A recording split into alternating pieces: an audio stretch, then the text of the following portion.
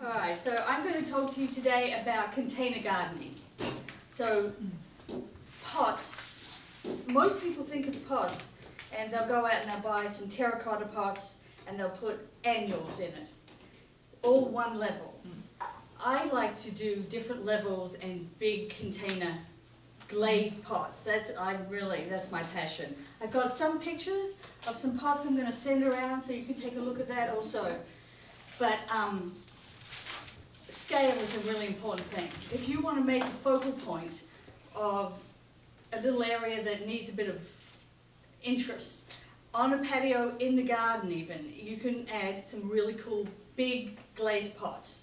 You can have a set of 3 and make it some interest, large, small, medium, or you could just do some really big pots, and you'll see some of the pictures, some big pots. So my concept today is thriller, filler, spiller. That is for any, really, the garden, but especially for containers.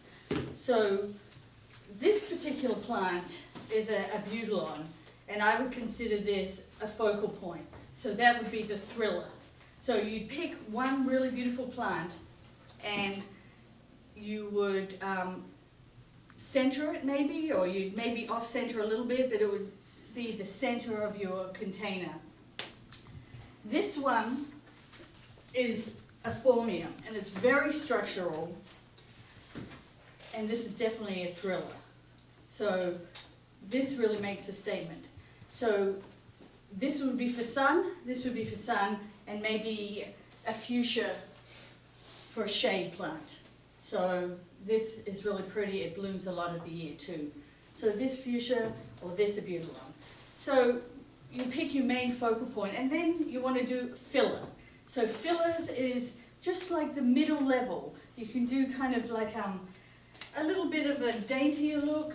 So this has got some pink in the leaf, so I would maybe put this gaura with it.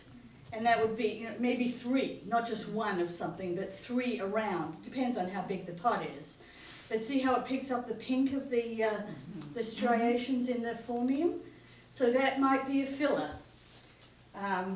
This is a salvia, a blue salvia.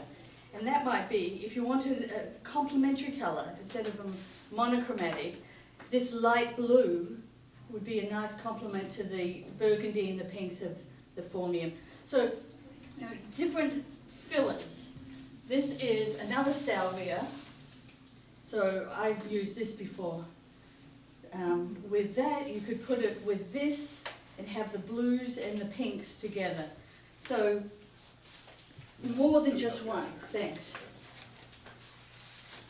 For shade, this is a fern called a mother fern, and I just love the color and the texture. It comes out chartreuse and it changes to a mid-green. And this is a purple little thing called a heuchera. So this is like this all year. It does flower in the spring, but I just love the foliage. So look at that and that together as a nice complement. Or this is a carex for shade. So maybe some strappy with the fuchsia for the middle, and then still have something spilling down. So many different options. The spillers. I always like to have a few things coming out of the pot. Not so much that it covers your beautiful pot, but spillers are really nice. This is one for kind of a semi-shade or shade. This is called Lysimachia, and it holds the yellow nicely. So if you had, something with the yellow, the chartreuse, that, the fern and this, and still this in front of it, would be a nice combo. Just keeping it simple with 2 different colours, rather than a riot of colour.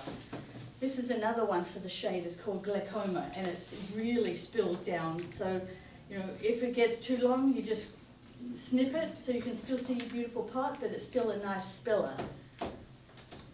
This is another nice little one called a parahebe. So that's, to me, would be a little filler. just a nice little dainty white bloom around, not scale of course, but this would be pretty and still have a spiller. This is a verbena, so if you want a purple, a splash of purple coming out of your pot, that would be nice. So always think of it in layers. Some more spillers. Bacopa blooms a lot of the year. Winter, when not much else is blooming, this is spilling and blooming all winter. White, or it comes in purple. And then million bells, of course. I love these for just a shot of colour all year. They are a perennial, not an annual, so they'll come back each year.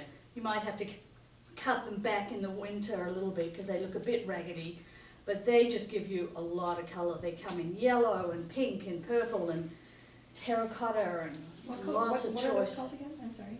This is called Tequila Sunrise. And what's the plant called? Million Bells. Million bells. Okay. Calabricola is the botanical name. This is a beautiful little thing called a hardy geranium, and that spills really well too. It makes a nice ground cover on the ground. I tuck these in pots, and it has this fuchsia pink flower, so that might go nicely with that, because it's really a good juxtaposition of texture. And this one is a lantana, a white lantana, thanks. You know, so that's a ground cover if it's planted in the ground, but it also makes a beautiful spiller, full sun lantana. So the bacopa would be if you want a splash coming out of your pot for shade, and lantana if you've got full cooking sun. This will hold up really well. So, thank you, Keith. So, just since this is a salvia, it's a little damaged in my trunk. But this is another real pretty salvia that will go all summer into fall. So that to me would be a filler.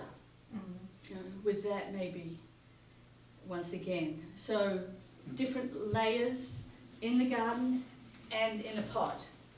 So remember, thriller, filler, spiller. And then the last plant I want to show you is this succulent, because I love succulents, and I just think they're fantastic structurally. So you can grow this in the sun, half shade. You can even put it in shade, but look at that, to have an airy fern and then a strong structural plant like a succulent would be a nice, interesting combination too, if you want to just texture, no colour. So lots of choices, but to make it interesting, instead of just one plant, get big enough pots that you could do layers in your pots, in your containers, and you make a statement just that way. So